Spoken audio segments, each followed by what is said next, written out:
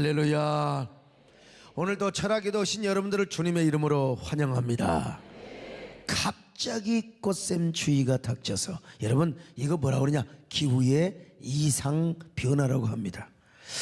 저는 꽃샘추위가 다시는 올해는 안 올 줄 알았는데, 그래도 여러분 우리를 날씨가 시험하고 우리를 자꾸 움츠리게 한다 할지라도 여러분 두꺼운 옷을 입고 교회 오기를 너무나 잘했습니다. 우리 옆 사람 보고 인사 좀 합시다. 오늘 교회 오기를 너무나 잘했습니다. 하나님께서 하늘문을 여시고 성령의 불덩이를 나리와 주실 줄로 믿습니다. 옛날에 우리 한국교회도 정말 뜨겁게 기도했습니다. 특별히 금요일이 되면은 교인들이 모여서 금요 철야기도를 했습니다. 그때 철야기도는요, 밤 10시부터 새벽 4시 반 5시까지 계속 했습니다. 그리고 보통 한 2시간 자고 또 토요일을 활동했어요. 옛날에 토요일이 뭐 놀토가 있었습니까? 놀토가 요즘은 무조건 여러분 토요일 쉬지 않습니까? 다 직장에 가서 근무도 하고 사업을 했습니다. 그래도 피곤하지만 하루 종일 뛰고 또 주의를 지켰습니다. 그때 철야기도는 정말 하나님의 보좌를 움직였던 것 같습니다. 6시간을 넘도록 기도하고 찬양하고 기도하고 찬양하고 말씀 전하고 또 기도하고 찬양하고 말씀 전하고 또 기도하고 찬양하고, 그렇게 철야기도를 하면은 하늘에서 막 때로는요 성령의 불덩어리가 막 불벼락이 임한 것 같기도 하고, 또 소낙비가 내린 것 같기도 하고, 또 어떨 때는 이슬비 같은 은혜가 내리는 것처럼 우리가 여러분 느꼈지 않습니까? 교회에서만 철야기도 했던 것이 절대로 아닙니다. 서울의 삼각산, 청계산, 토봉산에 가면 저녁에 막 기도 소리가 막 왕왕왕왕왕왕, 주여, 이 소리가 얼마나 많이 났는지 몰라요. 그래서 제가 개척교회 때 봉고차로 교인들을 싣고 가서요, 삼각산에 가서도 기도한 적이 있었고요, 청계산에 가서도 기도한 적이 있었고요. 그때 우리 교회만 기도한 게 아니라 막 별 교회들이 다 와가지고 막 그냥 이 기쁜 소식을 온 세상 전하세 하면서 얼마나 막 성령이여 임하사 빈들의 마른 불같이 찬양을 하면서 말이에요. 그런데 지금 과연 삼각산이나 도봉산, 청계산에서 그렇게 기도하고 있는가? 저 자신도 아직 금요일날 못 가봐서 철야기도인도 아니라 평상시도 그렇게 기도하고 있는가?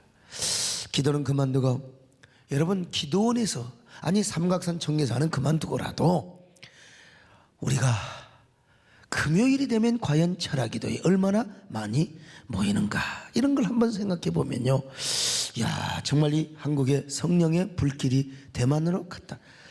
여러분 이 대만에 오전에도 제가 아침에 집회를 하는데 아침에도 꽉 찬 거예요. 저녁에만 찬 게 아니고요. 자, 우리 여러분 철야기도 많이 해봤자 우리가 한 3시간, 2시간 반, 3시간 하잖아요. 옛날에는 6시간, 7시간을 했습니다. 옛날에는 사람들이 얼마나 많이 모였는지 몰라요. 우리 교회 철야기도 많이 온다 할지라도 오늘 벌써 날씨가 추우니까 조금 빠졌어요. 그리고 우리 교회 주일 낮 예배에 대비하면 철야기도에 절대로 많이 모인 게 아닙니다. 우리 교회도 철야기도 많이 모여야 됩니다. 이런 시대에 여러분들이 이렇게 철야기도에 나온다는 게 오늘 이 시대에 정말로 나시린과 같고 또 파수꾼과 같은 사람 아니겠습니까? 오늘 이 시간뿐만 아니라 아무리 눈이 오고 비가 내리고 아무리 날씨가 추고 꽃샘추위 아니라 밤샘추위가 온다 할지라도 여러분 천국 가는 그날까지 철야기도의 파수꾼이 되시기를 축원합니다. 철야기도를 지키는 헤럴드가 되시기를 축원합니다. 그런 의미에서 오늘 철야기도에 나오신 여러분들을 주님의 이름으로 환영한다 이겁니다. 우리 옆 사람 보고 다시 한번 인사 좀 합시다. 철야기도에 나온 것을 주님의 이름으로 환영합니다. 오늘도 여러분의 기도가 상달되시기를 주의 이름으로 축원합니다. 그리고 말씀을 통하여 하나님의 은혜와 능력이 임하고 문제 해결과 기도 응답의 역사가 있기를 축원합니다. 오늘 성령께서 여러분에게 새 힘을 주시기를 바랍니다. 새 능력을 주시기를 바랍니다. 새로운 힘의 원천이 되시기를 바랍니다. 여러분에게 오늘도 도와주시기를 바랍니다. 나의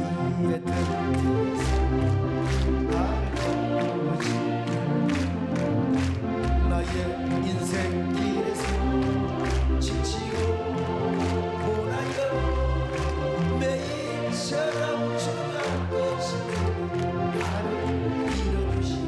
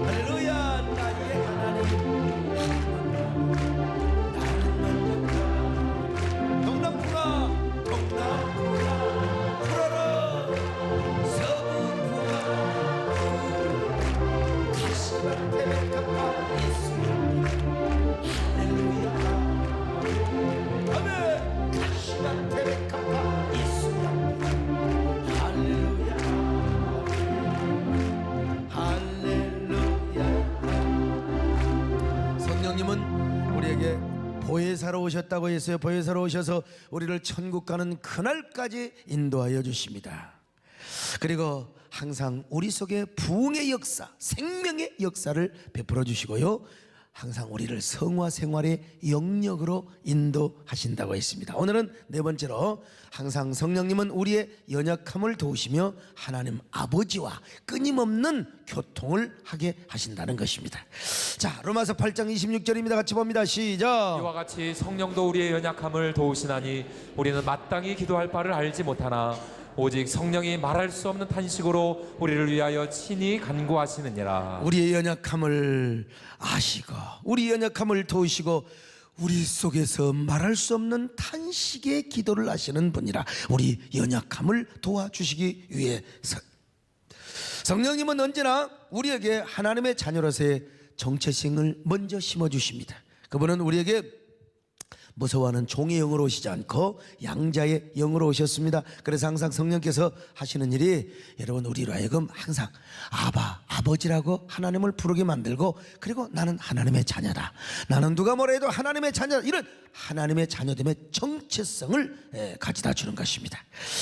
야, 너는 이래봬도 하나님의 자녀다. 내 과거 생활이 아무리 지저분했다 할지라도 예수 믿는 그 순간 너는 하나님의 자녀가 된 거야. 아무리 현재의 경건 생활과 성화 생활에 발전이 없다 할지라도 너는 그래도 하나님의 자녀야. 자, 14절로 16절 같이 보실까요? 시작. 무릇 하나님의 영으로 인도함을 받는 사람은 곧 하나님의 아들이라. 너희는 다시 무서워하는 종의 영을 받지 아니하고 양자의 영을 받았으므로 우리가 아빠 아버지라고 부르짖느니라. 성령이 친히 우리의 영과 더불어 우리가 하나님의 자녀인 것을 증언하시나니. 그러니까 성령께서는 항상 우리 안에서 두 가지를 일하시는 거예요. 첫째는 뭐냐, 항상 하나님을 아바 혹은 아빠 아버지라고 부르게 하는 거예요. 그리고 항상 우리 안에서 너는 하나님의 자녀다, 너는 하나님의 딸이고 아들이다, 하나님의 자녀로서의 정체성을 심어주는 것입니다. 그래서 우리 안에서 성령은 우리로 하여금 하나님의 아들로서의 정체성을 갖게 하시고 항상 우리에게 격려를 하시는 겁니다. 위로를 해주시고, 그러면서 하나님과 우리 사이에 올바른 관계를 맺게 하는 것, 이게 우리의 연약함을 도와주시는 하나의 사역 중에 하나라고 이야기할 수 있어요. 사랑하는 아들아, 그래도 너는 하나님의 자녀다. 사랑하는 딸아, 그래도 너는 하나님께서 포기할 수 없는 하나님의 자녀란다. 그러므로 어떤 경우에도 너는 하나님이 버릴 수가 없어. 하나님 끝까지 너를 사랑한다. 하나님은 너를 포기할 수 없단다. 비록 내가 죄를 지어서 너가 너의 인생을 포기하고 싶다 할지라도 하나님은 눈물을 흘리며 너에게 다가오신다. 그리고 너를 나의 자녀라고, 너를 하나님의 자녀라고, 내 사랑하는 아들이여 딸이라고 보듬어 주신단다. 아니, 너는 끝까지 나의 사명자라고 하나님이 보듬어 주신단다. 여러분, 언제나 이런 하나님의 성령의 인도하심에 깨달음을 가지시기를 바랍니다. 아무리 우리가 실패하고 넘어졌다 할지라도 여러분, 성령께서는 언제나 여러분을 불러주시고 붙잡아주시고, 그리고 너는 끝까지 포기할 수 없는 하나님의 자녀라는 사실을 인식시켜 주신다는 걸 여러분들이 아셔야 되는 거예요. 사랑하는 내 아들아, 내가 너를 택했다. 소돔 같은 거리에서 내가 방황할 때에 나는 눈물 흘리며 돌아오길 기다렸다. 이 세상은 너를 버려도 나는 너를 버리지 않네. 나는 너를 사랑한다.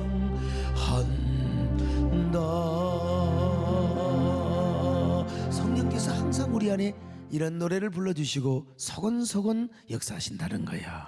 그러면서 항상 우리로 하여금 하나님을 아버지라고 부르게 하는 거예요. 오늘 본문은요, 아버지와 동시에 하나님을 아버지로만 부르지 않게 하시고 아빠라고 부르게 하신다는 거예요. 원래 아랍 나라에서는요, 아바라는 호칭이 오늘 우리 아빠와 참 이 공통적인 언어가 있거든요.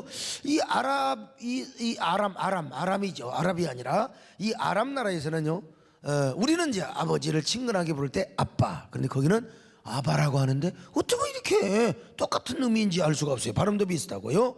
자, 아빠라고 하면은 아버지를 굉장히 친숙하게 표현하는 그런 호칭이 아닙니까? 그래서 이 저희가 어렸을 때는요, 아버지를 아버지라고 불렀지, 또 어떨 때는 또 아버님이라고 불렀지, 아빠라고 부르면은 쌍놈들이 부른다고 생각했어요. 그래서 아빠라고 안 불러. 항상 아버지라고 불렀어요. 야, 아버지라고 부르니까 아버지가 지금도 가깝지만 멀게 느껴지고 좀 어색하게 느껴지고, 또 자꾸 이렇게 좀 친숙한 미가 없었어요. 옛날 어른들 그랬잖아요. 아버지는 항상 겸상도 못하고, 아버지하고 절대로 술도 못 마시고 담배도 못 피우고, 엄마는 괜찮아, 엄마는 친숙한데, 그래서 어머니 안 하고 엄마라고도 하는데 아버지는 항상 아버지라고 불렀다 이 말이죠. 근데 여러분, 아빠라고 부르면 얼마나 친숙합니까? 저희 아들도요, 나이가 30이 더 넘었는데 저한테 아버지라고 안 부릅니다. 아빠라고 불러요. 아빠. 그러다 보니까 굉장히 가까운 느낌을 갖게 되죠. 여러분, 아버지를 아빠라고 부를 수 있는 어린아이의 모습을 상상해 보십시오. 이 세상에서 이 어린아이에게는 아버지가 가장 위대하고 거의 전능한 아버지요. 아버지는 못할 것이 없어요. 그 아빠는 무엇이나 자기를 위해서 다 해줄 수 있는 하나님과 같은 존재요. 아빠는 그래요. 그래서 아빠는 어린아이에게 전능하신 아빠요, 못할 것이 없는 아빠요, 자기만 사랑해주는 아빠요, 모든 문제를 해결해주는 슈퍼맨으로 알고 있어요. 그러니까 그들은 아빠에 대해서 두려움이 없습니다. 어색함도 없습니다. 언제나 뻔뻔하고 당당하고 항상 씩씩하죠. 만일 여러분 3살짜리 4살짜리 이 아들 녀석이요, 지금 아버지한테요, 아버님, 부친님, 이 문제가 있습니다. 여러분요, 분명히 문제가 있어요. 그 아이가 아빠라고 불러야죠. 그런 것처럼 우리도 하나님 앞에는요, 때로는 맨날 뭐 전능하신 하나님, 거룩하신 하나님, 이런 호칭도 중요하지만 때로 하나님과 우리와의 관계에 있어서 어떻게 불러야 되느냐, 아빠라고 부를 수 있을 정도의 관계가 되어 있어야 돼요. 여러분, 이 역할을 누가 하느냐? 성령께서 하시는 거예요. 우리가 너무 이 장로교의 근엄한 이런 분위기 속에서 우리가 신앙생활을 했기 때문에 하나님을 그냥 아버지, 아마 성부 하나님, 거룩하신 하나님, 또 뭡니까, 전능하신 하나님, 뭐 이런 호칭만 사실 써요. 물론 공중 회중 기도를 할 때는 그렇게 해야 되겠죠. 그러나 여러분, 우리가 하나님 앞에 개인적으로 속삭이고 또 개인적으로 명상하라고 묵상을 하며 개인 기도를 할 때는 여러분, 우리 하나님을 아빠, 아버지라고, 이게 성경적이요. 오늘 하나님을 아바 아버지, 아빠 아버지로 부르는지라 있잖아요. 제가 가락동 개척교회 시절인데 비가 오면 물이 새고 쥐들이 우글거리는 지하실에서 정말 개척을 어렵게 했습니다. 교회를 개척해서 교인들이 없으니까 맨날 축구전도 하고 신방전도 해야 되지 않겠습니까? 이제 집사람은 그때 또 이제 신학교를 다녀야 된다고 방배동에 있는 기독신학교를 다녔어요. 지금 유명한 백석대학교의 전신인데요. 그 학교에 가고 이제 저와 정 권사님은 전도를 하러 갔습니다. 그리고 제 아들 성곤이 이제 돌 지나서 뭐 한 3살 4살 됐겠죠. 이제 세발 자전거를 탈 나이였으니까 권순애 권사님이라고 돌아가셨는데 우리 정 권사님 아주 막역한 분이 올라와 계셨어요. 이분이 우리 아들을 보고 계셨어요. 근데 거리에 나가서 성곤이가 세발 자전거를 타다가 봉고차에 치였어요. 지난번에 최선규 아나운서가 오셔서 간증을 하는데 그때 내 아들 생각이 탁 나는 거예요. 그 최선규 아나운서 참 따님이 얼마나 교통사고를 당해서 그 딸 때문에 최선규 아나운서가 예수를 믿고 정말 간증도 그렇게 멋지게 하는 것을 우리가 봤지 않습니까? 저는 직접 보지는 못했지만 저희 아들 세발 자전거가 봉고차에 받치어서 이게 오그라져 버렸거든요. 그리고 우리 아들은 병원에 실려갔다는 이야기. 그때 핸드폰이 있었겠습니까? 무슨 그때 삐삐가 저에게 있었겠습니까? 한참 후에 연락을 받은 제가 급히 송파 어느 병원에 달려갔습니다. 봉고차를 끌고 병원에 가보니까 이 녀석이 지금 막 엑스레이에 누워가지고 사진을 찍는데 녀석이 막 얼마나 울어대는 줄을 모릅니다. 이 녀석이 얼마나 악을 쓰며 울어대니까 엑스레이 찍는 기사가 침대 하얀 시트로 우리 아들의 얼굴을 확 덮어버리는 거예요. 그리고 이놈의 새끼도 죽을래? 울면 내가 죽여버려. 가만히 안 있어. 그래야 이제 머리를 찍을 수 있는 거 아니겠습니까? 나 여러분, 내가 그 모습을 뒤에서 봤어요. 근데 그 우리 아들이 막 하얀 천으로 얼굴을 덮으니까 막 질식을 해가지고 막 울어대는 거예요. 여러분, 그 모습을 아빠가 보고 기분이 어떻겠습니까, 여러분? 응? 참 손정아 아나운서 같으면 어떻게 하겠어요? 막 불이 나지 않겠어요? 내 딸을 그렇다면은요. 그래서 여러분 용서하고 들으십시오. 그 엑스레이 기사의 등을 후려잡고 여보시오, 이따위 식으로 사진을 찍어야 되겠어요? 그만둬요. 그리고 제가 우리 아들을 탁 껴안고 바깥으로 나왔습니다. 그리고 아들에게 뭐라고 얘기했느냐? 사랑하는 아들아, 울지 마라. 아빠가 왔다. 이제 괜찮아. 아빠가 왔으니까 사진 안 찍어도 돼. 그러면서 아들을 품에 안고 달구통 같은 눈물을 흘리며 제가 눈물로 기도하였습니다. 하나님, 이 못난 종이 전도하는 중에 다쳤습니다. 전도하고 신방하던 중에 아이가 머리를 다쳤다고 합니다. 사진 찍지 않아도 하나님이 이 아들을 다 치료하여 주실 줄로 믿습니다. 그저 믿음으로 기도하고 하나님 집으로 데려가면 아무런 문제가 없을 줄로 믿습니다. 이렇게 기도하면서 아이를 안고 밖으로 나왔습니다. 그때 우리 권사님이 병원에 따라갔던가요? 그게 얼마나 이 자식이 울든지 그냥 소리를 고리고리에 찔르는데 아무 소리도 안 하고 막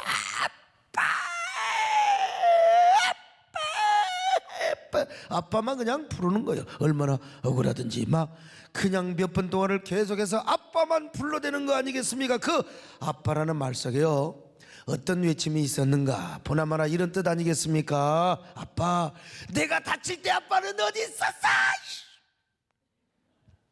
제가 품에 안고 뭐처럼 따뜻하게 안아주며 기도를 해주니까 이놈은 마음 놓고 그냥 울어댔습니다. 내가 그랬어요. 아들아, 괜찮아. 아빠가 왔으니까 아빠가 기도하면 된다. 너 다친데 아무 문제 없을 거야. 아빠랑 집으로 가자. 세발 자전거 아빠가 다시 사주면 되는 거야. 그리고 집에 가서 아이스크림 먹자 아빠하고. 막 우리 정권사님과 보나마나 그때 의논을 했겠지요. 그냥 찍지 말고 집에 가버립시다 말이야. 저는 그렇게 믿음으로 아이를 데려와서 기도했습니다. 여러분, 이거 진짜입니다. 여러분, 아들을 다치게 한 운전기사는 막 벌벌 떨고 있는, 그냥 들어가라고 그랬어. 내가 왜 그렇게 때 마음이 좋았는지 모르겠어요. 연락처라도 받았어야지. 그냥 가보려고 그랬어요. 집에 돌아오는 길에 제가 진짜 아이스크림을 사줬습니다. 근데 오는 길에 또 먹고 살겠다 너 그놈을 쪽쪽 빨아 처먹어요. 근데 토하지는 않아요. 그리고 서러워가지고 먹다가 아이스크림도 집에 데려왔는데 잠이 들었어요. 잠이 들었는데 계속해서 제가 머리에 손을 얹고 기도했습니다. 하나님, 이 아들을 책임져 주세요. 혹시라도 뇌가 다쳤더라도, 뇌가 부었더라도 하나님, 주의 종이 손을 얹고 안수하오니 하나님 깨끗하게 씻어 주실 줄로 믿습니다. 깨끗하게 고쳐 주실 줄로 믿습니다. 근데 애가 잠을 자다가도 서러워서 억울한 표시를 하는 거예요. 자다가도 또 한참 자다가 여러분, 애들 막 서러운 거 있잖아요. 막 그러다가 또 막 자다가 막 놀래가지고 아빠 하고 또 다시 잠을 자는 거예요. 제가 그때 정말 가슴 깊이 깨달은 사실이 하나 있었는데, 야, 이렇게 어린 아이들도 아빠가 이렇게 위로가 되고 힘이 되는데, 우리가 인생 살다 보면 우리 하나님이 얼마나 위로가 되고 힘이 되고 능력이 된단 말인가. 우리 하나님 아버지가 얼마나 의지가 되고 얼마나 위로가 되겠는가. 저는 이 사실을 깨닫고요, 우리 집사람이 이제 신학교에서 왔어요. 그래서 제가 아들을 맡기고 나는 이제 가락동 지하 예배실로 갔습니다. 그리고 가서 하나님께 기도하며 원없이 아버지를 불렀습니다. 하나님, 제가 항상 아버지가 내 입에 떠나지 않게 하옵소서. 죽는 그날까지 아버지를 부르며 살게 하여 주시옵소서.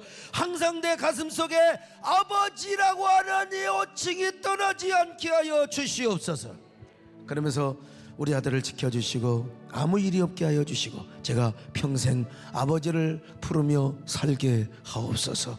눈물을 흘리며 노래를 하고 여러분 기도를 했어요. 그때 한참 많이 불렀던 이 복음성가가 있었습니다. 여러분, 아버지 아버지, 죄인 부르신 아버지 감사합니다 감사합니다, 늘 찬송하게 하옵소서. 아버지의 아버지를 불렀어요. 여러분도 신앙생활하면서 힘들고 어려울 때 아버지를 많이 부르시기를 바랍니다. 하나님의 격려가 필요하고 위로가 필요할 때 이 아버지를 많이 부르시기를 바랍니다. 아버지 아버지, 죄인 부르신 아버지 감사합니다 감사합니다, 늘 찬송하게 하소서. 아버지요 아버지 아버지, 은혜 베푸신 아버지 감사합니다 감사합니다, 영광과 나의 하나님 나의 하나님 나의 하나님, 나와 함께 하신 하나님, 주님 뜻대로 살기 원하니 이처럼 간구합니다. 아버지 아버지, 나를 원하신 아버지 감사합니다 감사합니다, 영광 받아주옵소서. 아버지 한 번 더 할까요? 아버지 아버지, 나를 구하신 아버지 감사합니다 감사합니다, 늘 찬송하게 하소서. 여러분, 이 아버지를 부른다는 게 여러분 아버지를 잊지 않는다는 게, 여러분 우리 하나님 아버지가 여러분들에게 힘이 되시기를 바랍니다. 위로가 되시기를 바랍니다. 격려가 되시기를 바랍니다. 의지가 되시기를 바랍니다. 여러분 뭐 기후로 여러분 잘 아시잖아요. 우리 아들 토하는 적도 없고 뭐 머리 좀 다친 데 소독약 발라주고 머리 기니까 흉터도 없는 것처럼 보이고 얼마나 건강하게 자란 줄 아십니까? 여러분 잘 아시잖아요. 우리 아들 키가 1m 몇이라고요? 86에서 7이야. 어쩌면 87 될 때도 있고 어쩌면 86 될 때도 있고, 아무튼 이렇게 서면 87, 이렇게 서면 86. 우리 아들이 고등학교 시절 여러분 일진의 짱이었다는 거 여러분 아십니까? 난 몰랐어요 전혀. 아빠의 목회에 전혀 누를 끼치지 않으려고 학교에서 쌈하고 손 싹 씻고 집에 왔으니까 내가 어떻게 알아요? 전혀 모르지. 공군 학사장교를 딱 제대하고 연세대학교에서 석사 학위를 받고 지금 여러분 유학 준비를 하고 있는데, 그런데 그때부터 우리 아들이 여러분 저를 그렇게 좋아한 거예요. 평소 때는요 그저 지네 엄마만 찾고 지네 엄마가 좋아하다가 어려운 일만 있으면 여러분 아빠를 찾습니다. 이게 인간인 것 같아요. 우리도 그렇잖아요. 뭐 그냥 자기끼리 놀고 뭐 즐기고 뭐 좋은 집에 살다가 어려움 당하면 나보자 이러고 여러분 교회에 찾아오는 게 여러분 우리 인간 아닙니까? 어쨌든 이놈이 어려운 일 당하면 항상 아빠하고 의논을 합니다. 특별히 뭐가 필요할 때, 돈이 필요할 때. 큰일을 당할 때는 아빠하고 의논 안 해요. 아기자기한 건 지금 엄마하고 하지만 꼭 자기 인생의 진로를 의논할 때는 저하고 의논을 해요. 왜? 아빠가 친속하게 느껴져요. 사춘기 때 엄마하고 아무것도 아닌 거 가지고 여러분 맨날 다투고 싸웠지만 여러분 저하고는 친해요. 왜?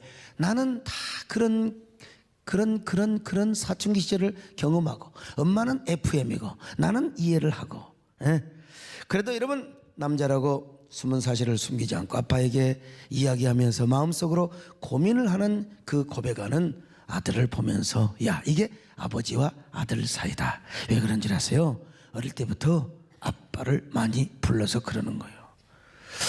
이 어린 시절에 아빠라고 하는 존재가 없으면 참 그 아이는 인생의 어려움을 당하면 굉장히 아주 정체감이 혼미하고 그렇게 되어 있습니다. 그러니까 여러분 아빠가 어린 아이 시절에 여러분들의 자녀들을 막 믿게 해주고 신뢰를 주고 사랑을 주는 게 필요해요. 오늘 우리도 마찬가지요. 정말 어려움을 당할 때 여러분 뻔뻔하다 생각하지 마시고 하나님 아버지에게 오시기를 바랍니다. 아버지를 부르시기를 바랍니다. 괜찮아요. 한 번은 사춘기 시절에 지 엄마와 심하게 말다툼을 하고 여러분 저한테 와서 뭐라고 한 줄 아세요? 여러분요 다 아시잖아요. 아빠 세상에 저런 엄마하고 어떻게 살았어? 내가 봐도 엄마 이해가 안 된다는 거예요.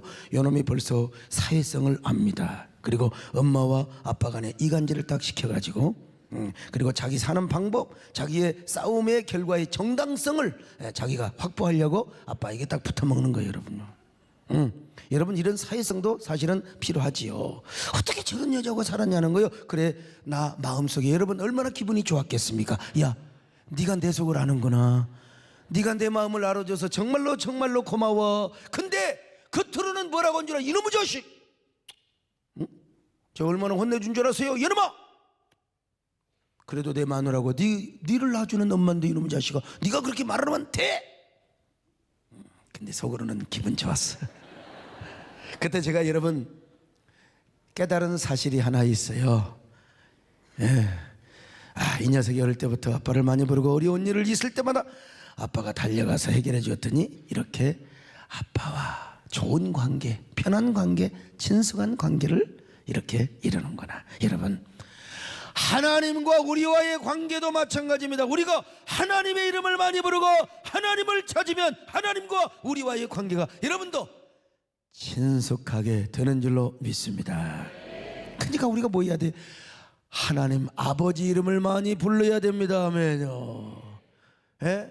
최근에 한동안 여성계에서 주기도문에 나오는 아버지를 하나님으로 바꿔야 한다고 주장을 했던 분들이 있습니다. 왜냐하면 아버지라는 말이 너무 가부장적이고 부성적이라는 것입니다. 남성 우월주의를 나타낼 수 있을 소지가 있다는 것이죠. 그러나 저는 이 사실을 매우 유감스럽게 생각했던 목사 중에 한 사람입니다. 성경을 보면 분명히 아버지가 파테르, 아버지라는 말로 기록되어 있어요. 뿐만 아니라 하나님을 아버지라고 부르는 것은 거듭난 사람만이 부를 수 있는 특권이요. 안 믿는 사람이 하나님 할 수 있어요. 그러나 믿는 사람, 거듭난 사람은 뭐라고 부릅니까? 아버지라고 부릅니다. 아버지라고. 자, 여러분 하늘에 계신 우리 하나님 하는 것과 하늘에 계신 우리 아버지 얼마나 좋습니까? 아버지 한번 따라 하실까요? 하늘에 계신 우리 아버지 얼마나 친근하게 느껴집니까? 아버지. 여러분 인생을 사시면서 얼마나 큰 위기를 만나보셨습니까? 풍파와 역경을 당할 때 가락지를 딱 끼고 하나님 전능하신 하나님 이렇게 기도하는 것도 중요하지만요, 뭐라 그래요? 아버지,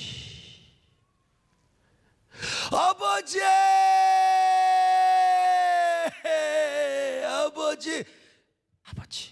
그래서 여러분, 아버지를 부르며 눈물 흘리며 기도하면 여러분 마음속에 먼저 위로가 됩니다. 위로가 돼요.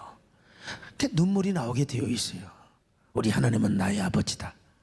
우리 하나님은 나의 아버지다. 나의 아버지다. 여러분, 위로가 되고 용기가 되고 힘이 된다 이 말이죠.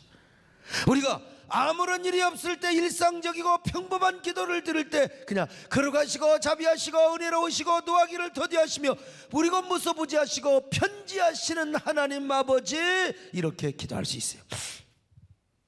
그러나 지금 우리 남편의 사업이 부도 직전에 있어요. 혹은 내 자식이 사고를 당하고 숨이 넘어가고 있습니다. 인간적인 방법이나 노력은 아무 소용이 없어. 정말 절박합니다. 하나님만 해주셔야 할 때가 있습니다. 여러분, 이때 하나님 앞에 나와서 기도할 때 걸어가시고 자비하시고 노하기를 더디하시고 그리고 무소부지하시며 편지하신, 이렇게 기도할 수도 있겠죠. 그러나 대부분은 뭐라고 기도합니까? 아버지를 부릅니다. 여러분, 나의 사랑하는 아버지여, 제가 아버지의 아들입니다. 부족하고 연약하지만 제가 아버지의 아들이지 않습니까? 그러니 아버지여, 이번 한 번만 살려주시옵소서. 이번 한 번만 나에게 은혜를 주시고 이번 한 번만 나에게 기회를 주시옵소서. 아버지여, 나에게 사명을 주신 아버지, 이번 한 번만 기회를 주시면은 내가 우리 아버지, 이제 내가 일어나서 사명을 감당하기를 원합니다. 아버지, 여러분, 이런 경험이 있습니까? 어려움을 당할 때 이렇게 하나님 앞에 아버지를 불러보시기를 바랍니다. 아버지 그 이름을 불러보기만 하여도 여러분 가슴 속에 여러분 눈물이 나게 될 것입니다. 여러분, 아버지 불러만 봐도 그 사랑에 눈물 나요. 나 같은 죄인을 사랑하신 아버지, 온종일 울어봐도 감당할 수 없는 그 사랑, 그 크신 사랑을 얻지 말로 표현하니 아버지,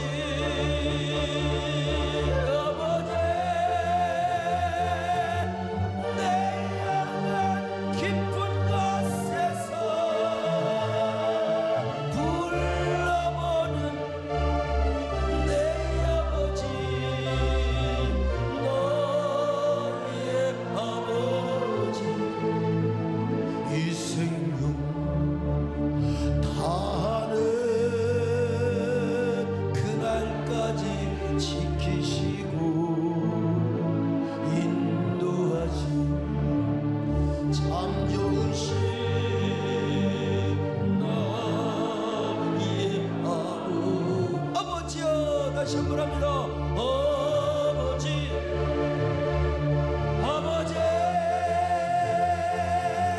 내 향한 깊은 곳에서 불러보는 내 아버지, 너의 아버지,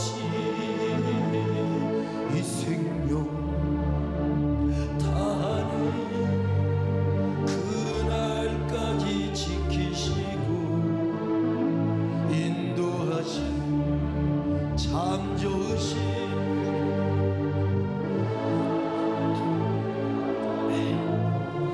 나의 아버지.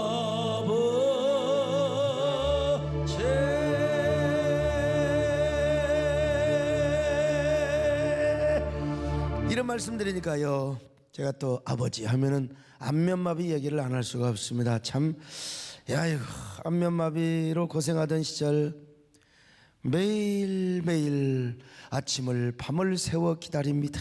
잠이 옵니까? 아침에 일어나자마자 얼굴을 보며 찌그러진 얼굴이 얼마나 회복되어 가고 있는가 살펴보는 것이 일이었어요. 근데 이제 8일째부터 조금씩 회복되기 시작하는데, 그때 우리 한의원을 하시는 김영선 장로님의 침을 아주 성심껏 놔서 이제 조금씩 좋아지는데, 좋아지더라도 금방 좋아지는 건 아닙니다. 회복이 조금씩 여러분 전혀 마비가 되다가 이제 조금 옵니다. 여러분 보세요. 이렇게 조금 할 수 있어요.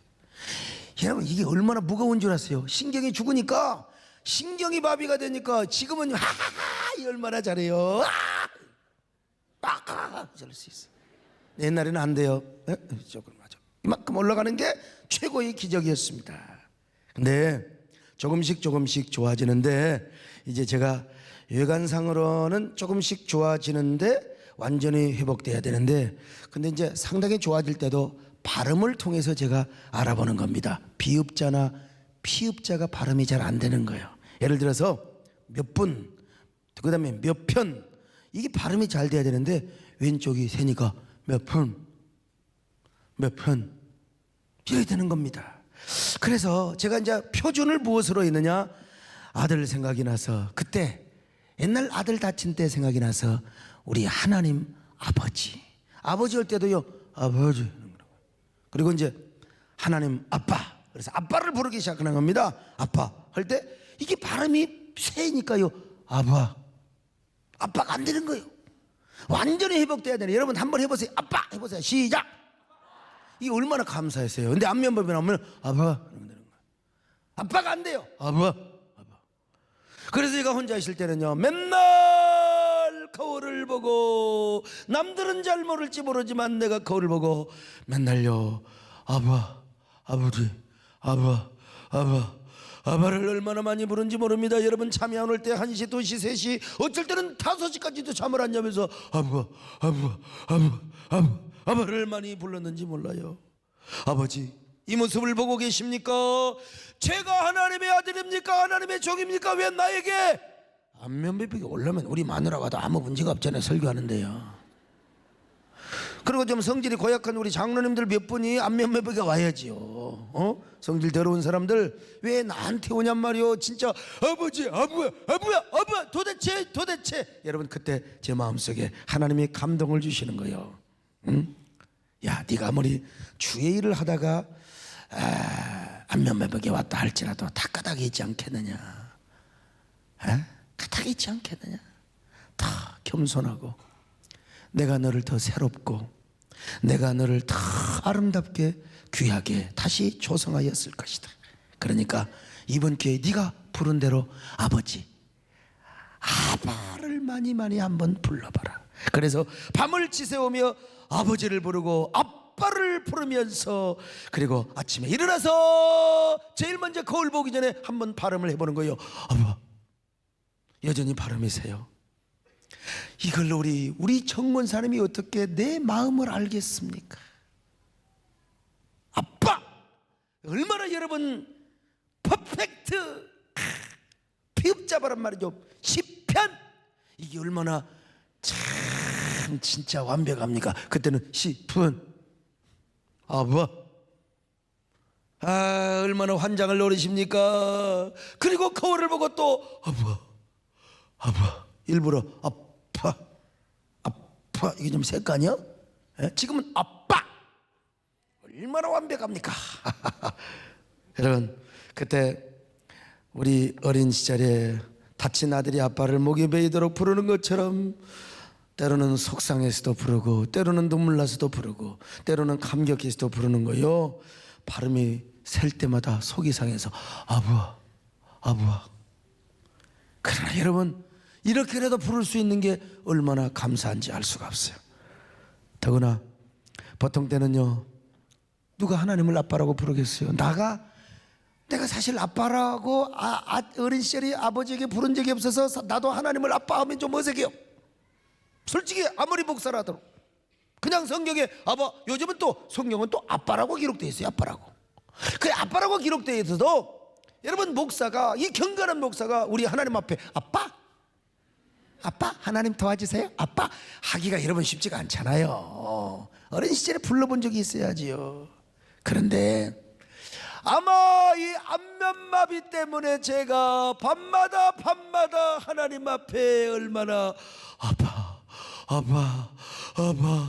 발음을 똑바로 하게 하여 주시옵소서 아마 수천 번 수만 번을 불렀을 것입니다. 그러면서 내가 얼마나 하나님 아버지와 가까워졌겠습니까? 오늘 이 설교를 듣고도 하나님과 멀어진 사람은 안면마비가 한번 오긴 와야 돼요. 그렇게라도 해서 우리 목사님이 설교했지 아부아 이렇게 불러봐 그러면서 하나님과 가까워져. 그러나 여러분 그러지 마시고 절대로 여러분은 미리서 하나님을 아버지라고 부르시기를 바랍니다. 아빠라고 부르시기를 바랍니다. 사모하며 부르시기를 바랍니다. 내가 그래서 내공이 단련이 된 겁니다. 하나님과 나와의 관계가 아름답게 이루어진 거요. 그래서 지금도 그때를 생각하면서 아버지를 생각하면 아버지 불러만 봐도 그 사랑에 눈물이 납니다. 이게 남의 얘기가 아니요 이것이 내 노래고 내 고백이라 이 말입니다. 여러분요 아버지 불러만 봐도 그 사랑에 눈물 나요. 나 같은 죄인을 사랑하신 아버지 온종일 울어봐도 그 사랑에 눈물 나요. 그 크신 사랑을 어찌 말로 표현하리.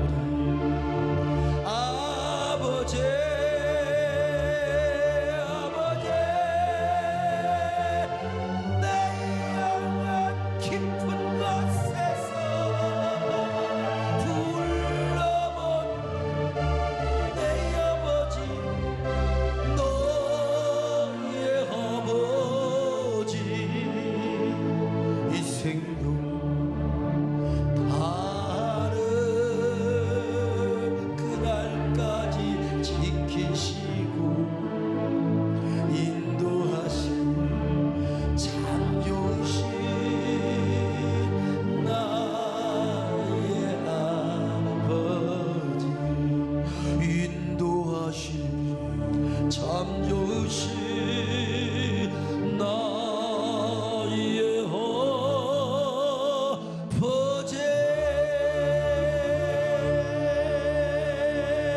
아버지. 여러분 태진아 씨가 노래할 때 옥경이 하잖아요. 여러분요 여러분들은 옥경이라고 하죠. 아버지 한번 더 배워봅시다. 시작. 여러분 아버지가 언제나 친근하고 가까워지시기를 축원합니다. 그런데 이런 일을 누가 하느냐? 성령께서 해주신다는 거예요. 그러니까 여러분 속에서 막 성령이 여러분을 부축하고 여러분을 깨닫게 여러분에게 충동을 주고 여러분에게 흥분시키는 사람은 언제나 아버지를 아빠라고 부르는 것입니다. 언제나 무슨 일만 터져도 아버지를 부릅니다. 아빠를 부릅니다. 아버지를 부릅니다. 여러분 그러면 우리 성령님께서 얼마나 야 네가 순종을 하는구나. 그러면 이제 마침내 우리 하나님께서 너는 내 아들이라 너는 내 딸이라 내가 너를 도와주리라 내가 너를 굳세게 하리라.